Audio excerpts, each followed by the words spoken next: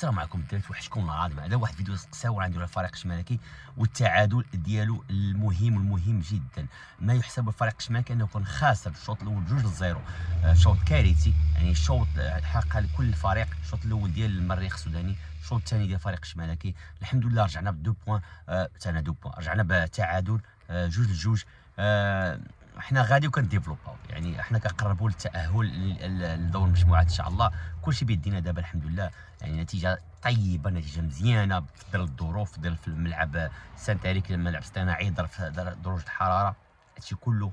المهم هذا غير فيديو قصير. مبروك علينا التعادل، ثم الصباح جبناه في اخر دقائق، ومهم بزاف. كنا الماتش ديال ريمو ستار ديال نيجيريا خسرنا ب2-1، دابا على الاقل تعادلنا 2-2. حنا ولينا كنديفلوباو، ولينا كنقيو شي شويه، ولينا كنزيدو شويه للقدام، والتعادل مهم بزاف. المهم دابا تحياتي الخوت. مثلا نديرو فيديو مطول ونشرحوا التفاصيل ديال الفريق الشمالكي. الحمد لله النتيجه طيبه. الرتور في الرباط ان شاء الله غادي يكون هضره اخرى. غادي تشوف فريق غيلعب في الكازون طبيعي، وغادي تولي هضره اخرى ان شاء الله.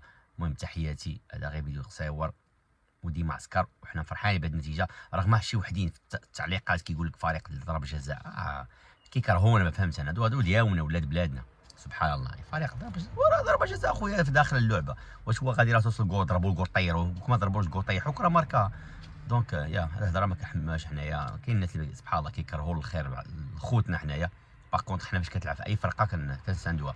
المهم تحياتي لخوتي، تحيه للجمهور اللي طلع المريخ السوداني، وكنشوف كنحيي بالاستقبال الكبير ديال الشعب السوداني الطيب الكريم، اللي كيفاش كيشوف كيفاش استقبل الفريق الشمالكي واحد الفرح في داخل الملعب. المهم كنشكركم، تحياتي.